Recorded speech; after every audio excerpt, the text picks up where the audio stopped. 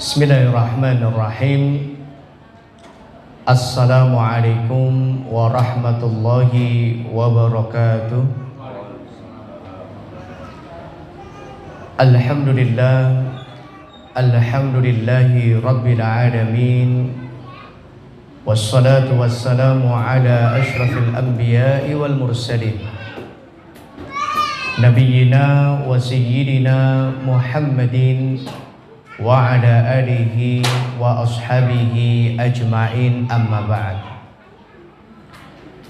Ibu-ibu, bapak-bapak, adik-adik, mas-mas, mbak-mbak, ikhwan wa akhwat fillah, seluruh peserta iktikaf di Masjid Al-Islam pada bulan Ramadan tahun 1444 Hijriah. Alhamdulillah, kita bersyukur kepada Allah, kita dapat kembali dipertemukan Allah Subhanahu wa taala di dalam kajian iktikaf kita di kajian yang kedua. Ya, alhamdulillah, di kajian pertama kita laksanakan di hari yang lalu sekaligus pembukaan, dan kemarin kita mengkaji tentang fikih singkat atau fikih praktis tentang iktikaf yang diajarkan Nabi Sallallahu Alaihi Wasallam. Beberapa hal-hal yang perlu kita ketahui, hal-hal yang dikerjakan bagi orang yang beriktikaf, apa saja yang dianjurkan, apa saja yang dilarang, dan apa saja yang dimakruhkan atau dibenci. Itulah alhamdulillah sudah kita kaji pada pertemuan yang lalu. Dan bagi jamaah yang mungkin tidak mengikuti kajian kita pada hari yang lalu, bisa menyimak di video kajian yang telah kami upload. Kita upload di akun YouTube saya. Kemudian malam hari ini adalah merupakan kajian yang kedua, yaitu kajian yang kita akan mengambil tema tentang kiat-kiat meraih keutamaan Lailatul Qadar. Jadi apa saja kiat-kiatnya, apa yang perlu kita kerjakan, usaha apa yang perlu kita lakukan agar kita mendapatkan atau meraih keutamaan malam Lailatul Qadar. Nah, inilah yang akan kita kaji, kita bahas pada malam hari ini. Dan sebelum kita mulai, mari kita awali dan buka kajian kita pada malam hari ini dengan kita membaca basmalah. Bismillahirrahmanirrahim. Kita berdoa memohon kepada Allah, semoga apa yang kita kaji, apa yang kita pelajari pada malam hari ini menjadi ilmu yang manfaat, yang barokah untuk diri kita, keluarga kita, dan untuk seluruh kaum muslimin. Amin ya rabbal alamin. Bapak ibu jamaah rahimani wa rahimakumullah, kiat-kiat meraih keutamaan Lailatul Qadar. Pasti Lailatul Qadar adalah merupakan malam yang memiliki keutamaan, malam yang istimewa, bukan malam yang biasa. Malam yang disebutkan Allah Subhanahu wa taala di dalam Al-Qur'an, salah satunya di Al-Qur'an surat Ad-Duhan ayat 3 sampai 4, sehingga Allah menyebutkan Lailatul Qadar adalah merupakan malam yang penuh dengan keberkahan. Siapa yang memperbanyak ibadah dan amal saleh di malam tersebut, maka merekalah yang akan senantiasa mendapatkan keberkahan dari Allah Subhanahu wa taala. Dan inilah yang kita butuhkan di dalam hidup kita. Jadi kita butuh agar kita berkah di setiap apa yang kita lakukan. Ketika kita bekerja, kita berharap, memohon kepada Allah agar apa yang kita kerjakan menjadi ibadah yang berkah, amal saleh yang berkah di sisi Allah. Karena bekerja bagi seorang mukmin itu adalah ibadah. Begitu pula ketika kita makan, kita juga berharap, memohon kepada Allah agar apa yang kita makan dan apa yang kita minum juga menjadi berkah. Ketika kita istirahat, tidur, ya, maka tidurnya seorang mukmin pun berharap kepada Allah agar tidurnya menjadi berkah. Ketika kita bisa tidur, bisa istirahat, maka menjadikan raga kita sehat dan kuat, sehingga kita bisa memaksimalkan diri kita untuk memperbanyak ibadah dan amal saleh. Dan ini yang selalu kita memohon kepada Allah, agar Allah senantiasa memberikan keberkahan di dalam hidup kita. Nah, apa arti dari berkah, Bapak Ibu? Al-barakatuh, para ulama ya menjelaskan arti dari al-barakatuh adalah az-ziyadatu fil khair, atau bertambahnya kebaikan-kebaikan. Siapa yang gak ingin dapatkan kebaikan? Semua kita pasti, dan kita ingin mendapatkan kebaikan-kebaikan. Nah, ketika seorang dikatakan apa yang dia lakukan diberkahi Allah, maka kebaikan itu akan terus bertambah, tidak berkurang. Nah, itulah tanda bahwa apa yang kita lakukan diberkahi Allah Subhanahu wa taala. Termasuk ibadah siang kita, ibadah Ramadan kita. Ketika bertambah keimanan kita, ketika bertambah semangat kita dalam beribadah, dalam salat, dalam baca Al-Quran dan lain sebagainya, sedekah, infak dan lain sebagainya. Ketika ini kebaikan-kebaikan bertambah, maka inilah yang dimaksud dengan berkah. Artinya ibadah Ramadan kita menjadi ibadah yang berkah, mendapatkan keberkahan dari Allah Subhanahu wa taala. Nah, Allah sebutkan Lailatul Qadar itu adalah sebagai malam yang penuh dengan keberkahan. Allah berfirman dalam surah Ad-Dukhan ayat 3 sampai 4, A'udzubillahi minasyaitonirrajim, Inna anzalnahu fi lailatin mubarakatin. Sesungguhnya kami menurunkan Al-Quran fi lailatin mubarakah, pada malam yang penuh dengan keberkahan. Inna kunna mundirin, ya, sesungguhnya kamilah yang memberikan peringatan.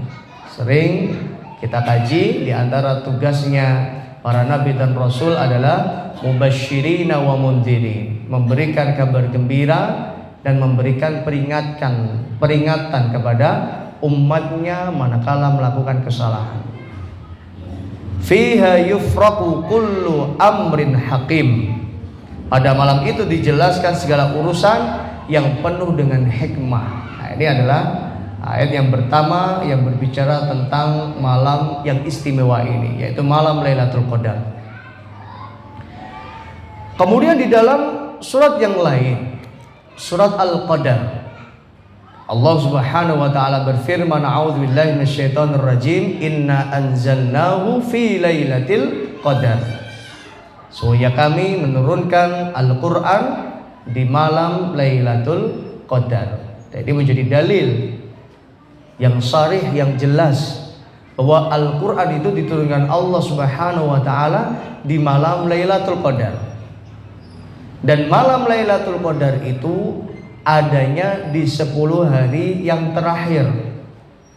Bukan di 10 hari yang pertama, bukan di 10 hari yang kedua, tapi di 10 hari yang terakhir. Maka ketika ditelusuri ya, tentang histori sejarahnya turunnya Al-Quran, hampir seluruh para ulama berijma, bersepakat bahwa Al-Quran diturunkan Allah di Lailatul Qadar, di malam Lailatul Qadar. Inna anzalnahu fi Lailatul Qadar. Wa ma adraka ma Lailatul Qadar. Apa yang engkau ketahui tentang Lailatul Qadar? Apa yang kita ketahui tentang Lailatul Qadar? Allah menjawab, Lailatul Qadri khairun min alfi syahr. Malam Lailatul Qadar adalah malam yang nilai keutamaan dan keistimewaannya itu khairun min alfi syahr, lebih utama daripada 1000 bulan. Jadi para ulama menjelaskan yang dimaksud dengan khairun min alfi syahr di sini adalah ketika orang beribadah dan beramal saleh, maka nilai ibadah yang dia lakukan di malam hari itu khairun, jauh lebih baik, min alfi syahrin, daripada ibadah yang dilakukan selama 1000 bulan. Nah, 1000 bulan itu kalau kita hitung, kita bagi 12 bulan, itu ada kurang lebih sekitar 83 tahun. Nah, keutamaan yang besar selama 83 tahun ini, ya kalau Allah menakdirkan kita menggapai keutamaan Lailatul Qadar ini, hanya kita gapai dengan cukup 1 malam saja.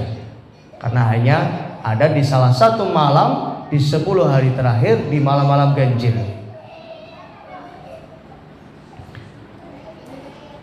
Dan Lailatul Qadar itu, ketika orang melakukan sholat, maka sholatnya itu jauh lebih baik daripada sholat yang dilakukan selama 1000 bulan atau selama 83 tahun. Karena kemarin sudah kita kaji, di antara yang dianjurkan bagi orang yang beriktikaf adalah memperbanyak sholat-sholat sunnah. Kemudian juga membaca Al-Quran, membantu orang lain, berinfak, bersedekah, wakaf, dan lain sebagainya, melakukan kebaikan-kebaikan yang lain, maka nilai pahala kebaikan yang dilakukan di malam hari itu khairun min alfi syahr, lebih utama daripada kebaikan yang sama yang dia lakukan selama 1000 bulan atau selama 83 tahun. Padahal umur kita belum tentu sampai 83 tahun, dan kita nggak tahu apakah umur kita sampai atau enggak. Yang pasti Nabi mengatakan a'maru ummati ma baina sittin ila sab'in. Umur umatku antara 60 sampai 70. Wa qalilun ma yajuzu dzalik, dan sedikit yang lebih dari itu. Karena kita nggak tahu, kita nggak bisa memastikan apakah kita bisa nggak di usia sampai 80 tahun. Kita nggak tahu. Maka karena kita nggak tahu itulah kita harusnya lebih bersungguh-sungguh ya untuk bersemangat di dalam beribadah kepada Allah, secara khusus di 10 malam terakhir, karena di salah satu malamnya diharapkan disitulah turun atau terjadinya malam Lailatul Qadar. Ya, Bapak Ibu jamaah rahimani wa rahimakumullah. Sehingga dapat kita fahami bahwa untuk mendapatkan keutamaan Lailatul Qadar itu tidak harus dengan beriktikaf. Tidak harus dengan beriktikaf. Dan ini menjadi solusi bagi hamba-hamba Allah yang terhalang untuk mereka beriktikaf. Misal ada kebutuhan yang mendesak yang tidak bisa ditinggalkan, termasuk sopir, ibu-ibu, mbak-mbak yang sedang haid, maka masih bisa tetap mendapatkan keutamaan Lailatul Qadar sekalipun tidak iktikaf, dengan syarat tetap memperbanyak ibadah dan amal salih di malam tersebut. Namun sebagaimana yang kemarin sudah kita kaji ya, orang yang beriktikaf insya Allah jauh lebih fokus, jauh lebih banyak bisa melakukan ibadah dan amal salih dibandingkan dengan orang yang tidak menghidupkan iktikaf. Dan Nabi beriktikaf di 10 hari terakhir itu Nabi beriktikaf. Ya, kenapa kita tidak beriktikaf? Nabi sudah dijamin surga, kita belum ada jaminan surga. Nabi yang manusia pilihan, seorang Rasul, beliau saja masih tetap bersemangat di 10 hari terakhir. Kenapa kita tidak bersemangat? Nah, inilah yang harusnya menjadi pemacu semangat kita ya, untuk kita lebih bersungguh-sungguh di 10 hari terakhir. Ya jamaah rahimani wa rahimakumullah, An-Nakhai dalam kitab Lataiful Ma'arif yang ditulis oleh Ibnu Rajab Al-Hambali, beliau menukil pendapat dari Al-Imam An-Nakhai rahimahullah. Beliau mengatakan amalan ketika Lailatul Qadar lebih baik dari amalan yang dikerjakan selama 1000 bulan. Jadi kita baca Al-Quran pun baca Al-Quran yang kita lakukan di malam hari itu, ya, maka nilainya jauh lebih baik daripada bacaan Al-Quran yang kita kerjakan selama 1000 bulan atau selama 83 tahun. Ketika kita berinfak, bersedekah, berwakaf dan lain sebagainya, maka nilai pahala infak kita keutamaannya jauh lebih baik di malam hari itu daripada yang kita lakukan selama 1000 bulan. Nah itu. Maka ada sebagian jamaah kita yang berinfak itu dipilih-pilih. Di 10 hari terakhir nanti saya infaknya di 10 hari terakhir aja lah. Karena ingin mendapatkan mudah-mudahan salah satu adalah malam Lailatul Qadar. Ada yang saya nanti setornya, misal kita ada infak sehari 1000, saya setornya nanti di malam-malam ganjil aja. Termasuk hamba yang cerdas juga termasuk. Bukan salah, boleh, sangat boleh. Nah, seperti ini. Tidak ada yang salah gitu. Karena apa? Karena tahu tentang keistimewaan, keutamaan malam-malam 10 hari terakhir. Saya infaknya nanti malam aja lah, ini kan masih sore. Karena memang beda nilai infak yang dikeluarkan di pagi, siang, sore dengan 10 malam-malam terakhir bulan Ramadan, nilai keutamaannya jauh lebih besar di 10 malam-malam terakhir, terutama di malam-malam ganjil ya. Nah, di sini Al-Imam An-Nakhai mengatakan amalan ketika Lailatul Qadar artinya segala amalan, ibadah, amal soleh, kebaikan-kebaikan yang dilakukan di Lailatul Qadar itu lebih baik daripada amalan yang dilakukan selama 1000 bulan.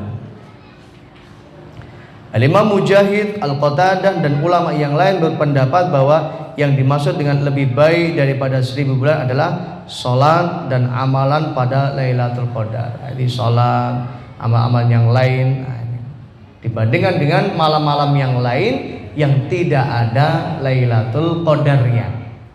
Nah, ini. Ya, Bapak Ibu jamaah rahimani wa rahimakumullah. Maka tadi sudah kita tegaskan lagi bahwa di antara amalan yang utama yang bisa kita kerjakan untuk mendapatkan keutamaan Lailatul Qadar adalah dengan memperbanyak sholat sunnah. Dalam hadis yang diriwayatkan dari sahabat Abu Hurairah radhiyallahu anhu, Nabi sallallahu alaihi wasallam bersabda, "Man qama Lailatul Qadri imanan wa ihtisaban, ghufira lahu ma taqaddama min dambi." Barang siapa yang melaksanakan qiyam di malam Lailatul Qadar imanan wa ihtisaban, karena iman dan mengharap pahala dari Allah, maka akan menjadi pengampun atas dosa-dosanya yang telah lalu. Ghufira lahu ma taqaddama, telah diampuni dosa-dosanya yang telah lalu. Allahu Akbar. Jadi kita hamba Allah yang banyak salahnya, yang tidak sempurna, jauh dari kata sempurna. Harusnya kita semakin semangat ketika Allah telah sediakan ibadah amal soleh yang apabila kita kerjakan ini dapat menjadi pengelebur atau penggugur dosa-dosa kita. Nah, mudah-mudahan ibadah dan amal soleh kita inilah bisa menjadi ibadah dan amal soleh yang menjadi pelebur dosa-dosa kita dan diterima Allah. Amin ya rabbal alamin. Kemudian jamaah rahimani wa rahimakumullah, kapan Lailatul Qadar? Tadi sudah sedikit kita singgung.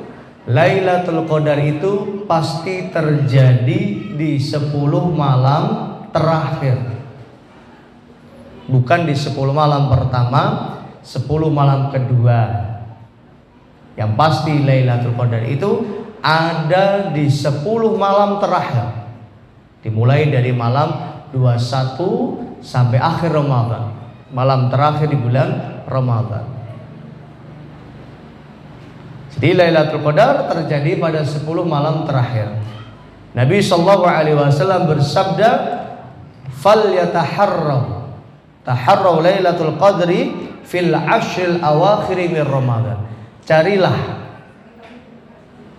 Lailatul Qadar itu pada 10 malam terakhir bulan Ramadan. Kemudian juga Ini yang pertama. Jadi kunci yang pertama untuk mencari Lailatul Qadar adalah di 10 malam terakhir. Karena kalau orang cari di 10 malam pertama nggak mungkin ada, atau 10 malam kedua nggak mungkin ada. Karena adanya Lailatul Qadar di 10 malam terakhir. Kemudian kiat-kiat yang kedua untuk menggapai Lailatul Qadar, carilah Lailatul Qadar itu di malam-malam ganjil. Fil autar fil ashril awakhir min Ramadan, di malam-malam ganjil di 10 hari terakhir bulan Ramadan. Malam 21, malam 23, malam 25, 27, 29. Oleh karena itu ada sebagian kaum muslimin yang beritikaf hanya di malam-malam ganjil. Boleh, silahkan, daripada tidak beritikaf sama sekali. Namun yang afdal adalah menghidupkan di setiap 10 malam terakhirnya. Kenapa? Karena wallahu a'lam, kita tidak tahu. Boleh jadi apa yang kita nilai menurut kita itu ganjil, ternyata bagi Allah itulah yang genap. Jangan-jangan yang kita nilai genap ternyata itulah yang ganjil. Wallahu a'lam, hanya Allah yang tahu. Maka sengaja Allah sembunyikan kapan malam Lailatul Qadar itu, dan kapannya itu tidak pasti. Artinya tanggal berapa, tidak ada kepastian tentang tanggalnya. Agar apa? Agar kaum muslimin, para hamba Allah lebih bersungguh-sungguh beribadah kepada Allah di 10 malam terakhir. Di setiap 10 malam terakhir, tidak hanya saja di malam-malam ganjilnya saja. Ya, jamaah rahimani wa rahimakumullah. Kemudian juga dalam riwayat yang lain, Nabi sallallahu alaihi wasallam ketika ditanya tentang kapan terjadinya malam Lailatul Qadar, beliau mengatakan di 5 malam terakhir di bulan Ramadan. Jadi kalau 5 malam terakhir mulai dari malam 25, ya 26, 27, 28, 29. Nah itu. Jadi artinya kemungkinan Lailatul Qadarnya jauh lebih besar. Kemudian jauh lebih mengerucut lagi, ada sebagian riwayat yang menyebutkan Lailatul Qadar itu terjadi pada malam 27. Ya, malam 27. Saat itu terjadi ya, wallahu a'lam, mungkin di malam 27. Namun yang pasti belum tentu dan tidak pasti Lailatul Qadar itu di malam 27. Kalau pasti di malam 27, ya udah, mungkin orang-orang hanya mau beriktikaf, mau sholat, mau memperbanyak qiyam di malam harinya hanya di malam 27, yang lain tidak ikut. Nah, dan memang ada sebagian seperti itu. Nah, saya iktikafnya di malam 27 aja, karena ada hadis yang mengatakan, wah ini demi Allah, sampai-sampai bersumpah, innaha la fi Ramadan, sesungguhnya Lailatul Qadar itu ada di bulan Ramadan. Wa hiya lailah sab'in wa ishrin, malam 27. Nah, ini dijadikan dasar dalil dalam beramalnya, sehingga dia nggak mau diiktikaf di malam-malam yang lain. Saya iktikafnya di malam 27 aja lah. Ini mesti malam Lailatul Qadar, ini sumpah ini. Saat itu terjadinya di malam 27. Adapun di tahun-tahun yang berikutnya sampai saat ini ya, tentu terjadinya Lailatul Qadar itu tidak ada yang tahu. La ya'lamuha illallah, gak ada yang tahu kecuali Allah Subhanahu wa ta'ala. Boleh jadi di malam 21 kemarin, atau boleh jadi di malam 23, di malam 25, di malam 27, atau boleh jadi di malam ke-29. Dan yang pasti siapa saja yang menghidupkan di setiap 10 malam terakhirnya, ya dipastikan salah satu malamnya adalah malam Lailatul Qadar. Jadi ini paling aman. Jadi kalau kita tidak pilih-pilih, nah saya milih ganjilnya aja. Misal kita nggak pilih-pilih, mau genap mau ganjil tetap iktikaf, mau genap mau ganjil tetap qiyam di bulan Ramadan, mau genap mau ganjil tetap banyak membaca Al-Quran di malam-malam 10 hari terakhirnya. Mau genap mau ganjil tetap memperbanyak sholatnya, memperbanyak infak sedekahnya, nggak dipilih-pilih. Dan ini yang jauh lebih baik. Jadi nggak penting ya kita bertanya tentang kapan malam Lailatul Qadar. Yang jauh lebih penting adalah bagaimana kita di 10 malam terakhir ini. Apakah kita jauh lebih bersungguh-sungguh di dalam beribadah kepada Allah, atau justru yang sebaliknya, kita terlena dengan urusan kepentingan dunia sehingga melenakan kita dengan urusan ibadah atau urusan akhirat kita. Al-Imam Ibn Rajab Al-Hambali dalam kitabnya Lataiful Ma'arif, beliau mengatakan, ya ibadallah, wahai hamba-hamba Allah,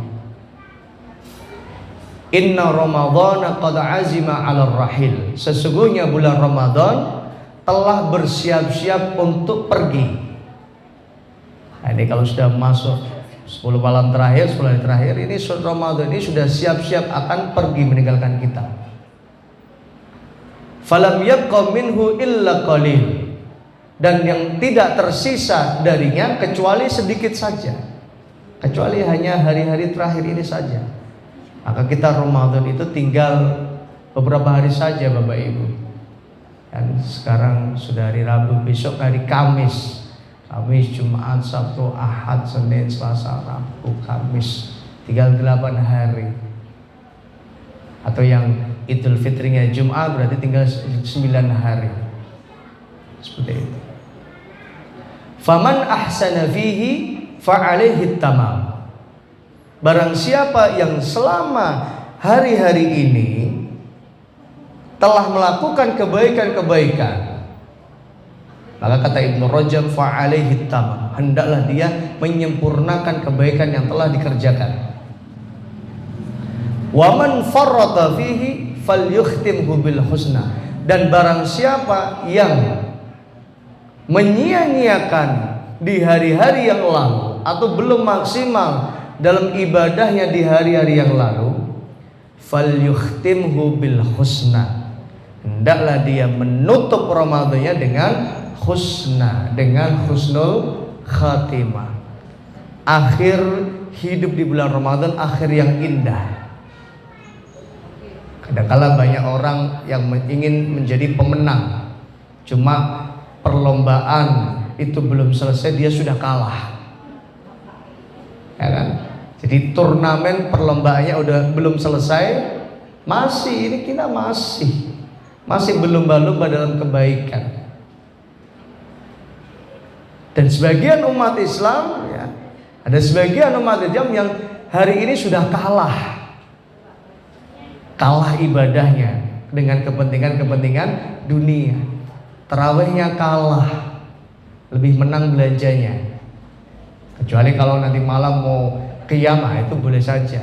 Artinya kalau nggak tarawih berjamaah harus ganti, malamnya nanti qiyam, melaksanakan tarawih secara munfarid sendiri atau melaksanakan qiyam secara masing-masing. Jangan sampai kita menjadi orang yang kalah sebelum pertandingan selesai.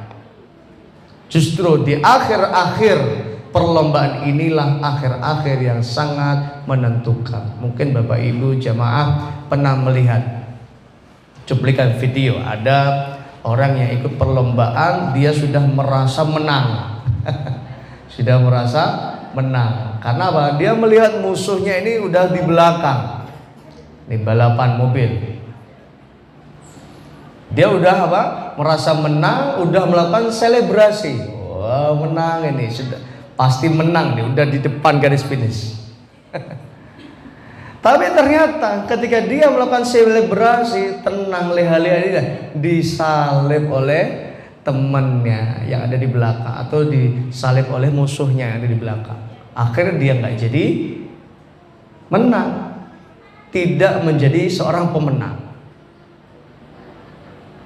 Nah, sebelum pertandingan selesai, jangan sampai kita menyerah, jangan sampai kita kalah.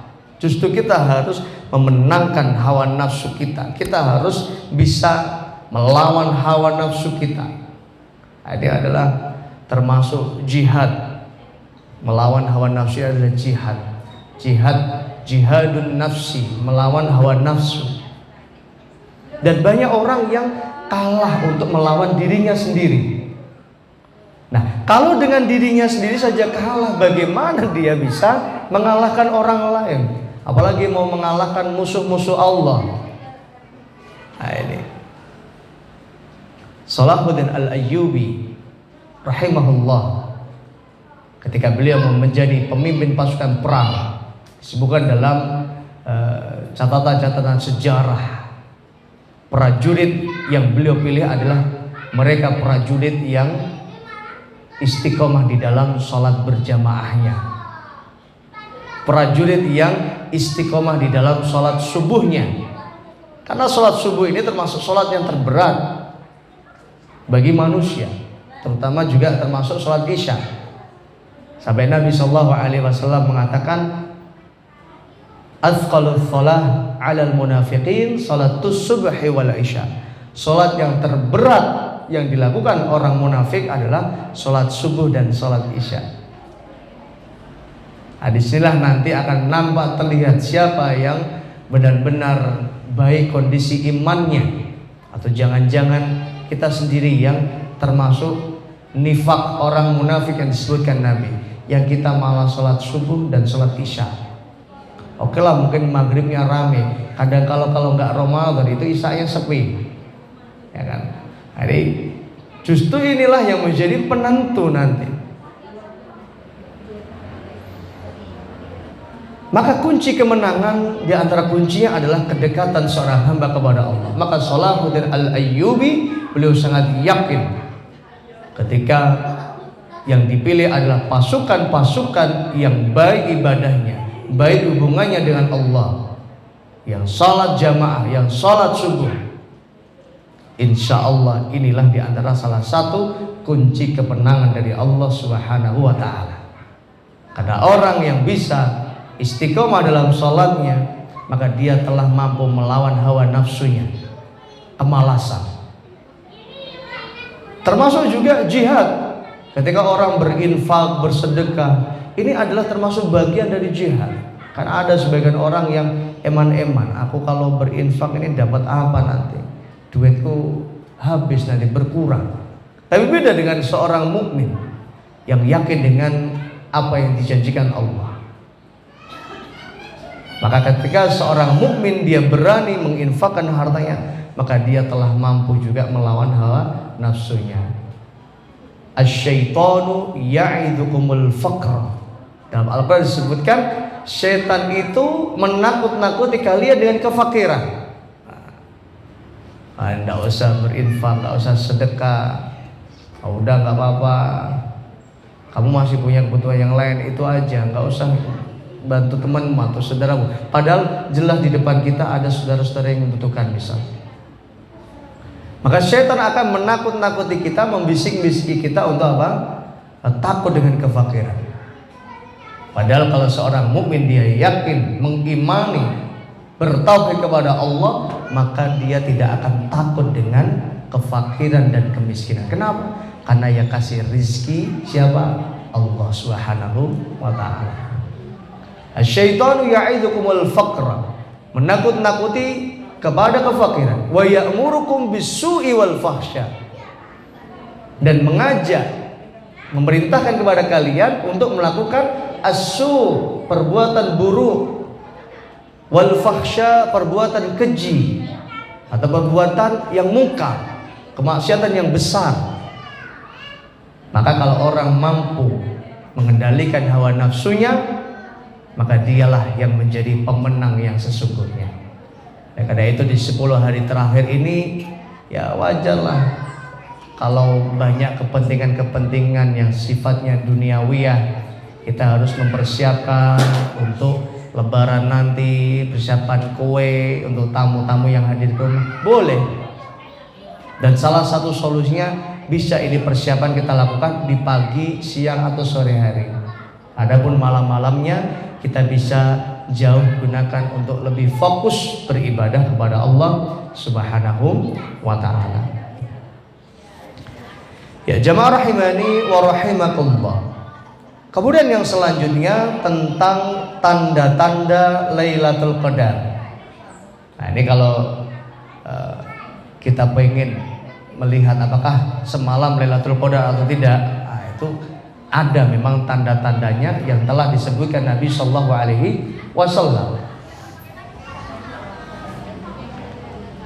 Di antaranya dalam hadis yang disebutkan oleh sahabat Abdullah bin Abbas radhiyallahu anhu, Nabi Shallallahu Alaihi Wasallam bersabda, Lailatul Qadari Lailatun Samhah. Lailatul Qadar adalah malam yang penuh dengan samhah, kemudahan dan kebaikan. Artinya apa? Di malam hari itu kita benar-benar dimudahkan Allah untuk melakukan kebaikan, dimudahkan Allah untuk melakukan ibadah, dimudahkan Allah untuk melakukan amal saleh. Nah, ini termasuk di antara ciri Lailatul Qadar. Lailatun samhah, talaqatun, ya, la haratan wala baridatan. Malam yang tidak begitu panas dan tidak begitu dingin. Jadi malam yang nggak panas dan juga tidak dingin. Tapi kalau di Masjid Al-Islah, kita di dalam masjid ya dingin terus ini, karena ber-AC. Kadang-kala sampai kedinginan, sampai AC-nya kita kurangi kadang-kala karena sudah terlalu dingin.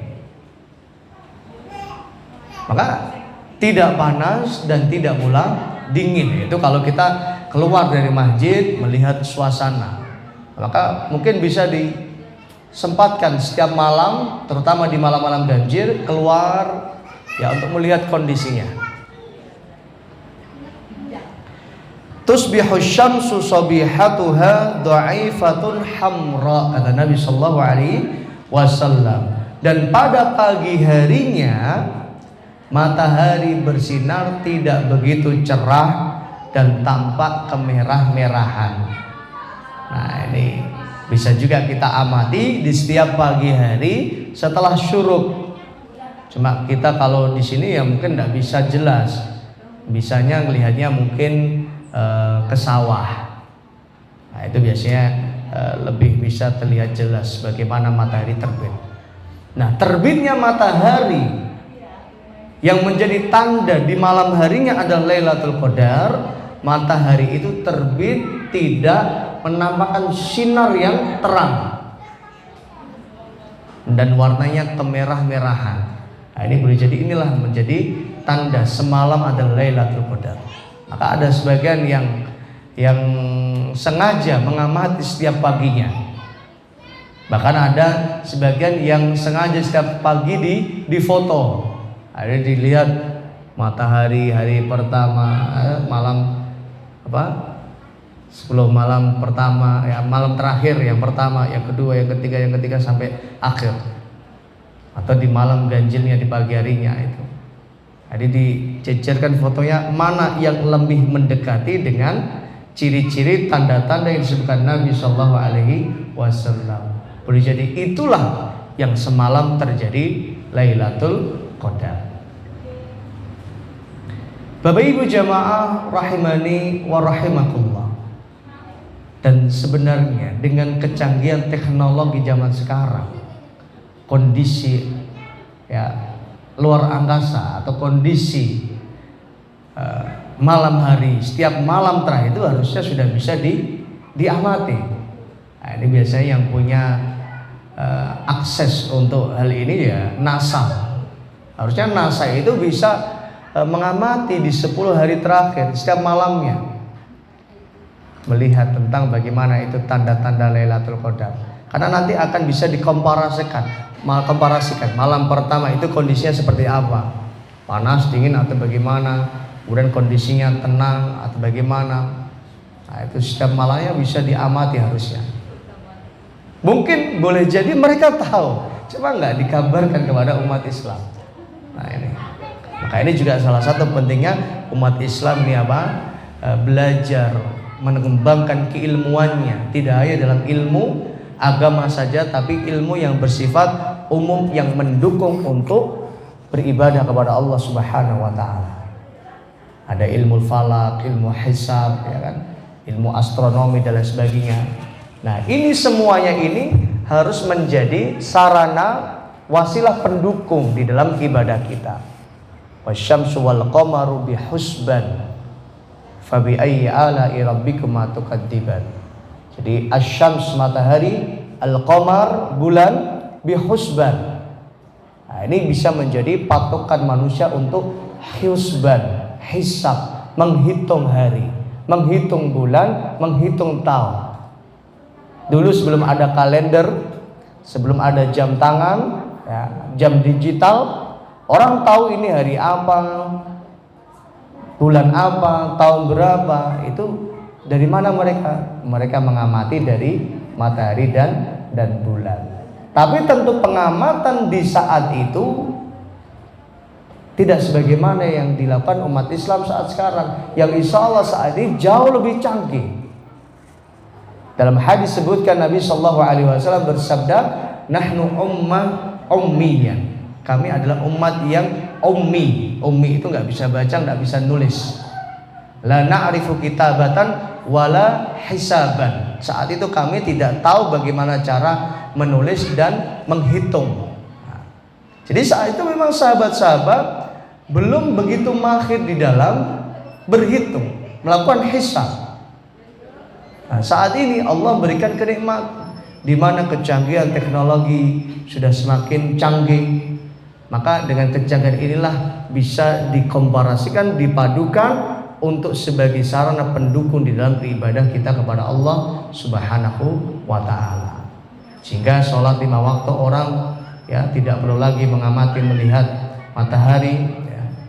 Maka sekarang sudah bisa dihitung dengan hitungan pasti. Sholat subuh jam berapa, zuhur jam berapa, asar jam berapa, maghrib isya jam berapa, mau mendung mau nggak mendung, mau panas mau nggak panas, semuanya bisa dilakukan sesuai waktunya. Inna salata kanat 'alal mu'minina kitaban mauquta. Sungguhnya salat diwajibkan pada seorang mukmin pada waktu-waktu yang telah ditentukan Allah Subhanahu wa taala. Nah, disinilah seorang mukmin ya harus mampu memadukan antara keilmuan, kecanggihan teknologi, dan tentunya ini harus menjadi sarana pendukung di dalam beribadah kepada Allah Subhanahu wa taala.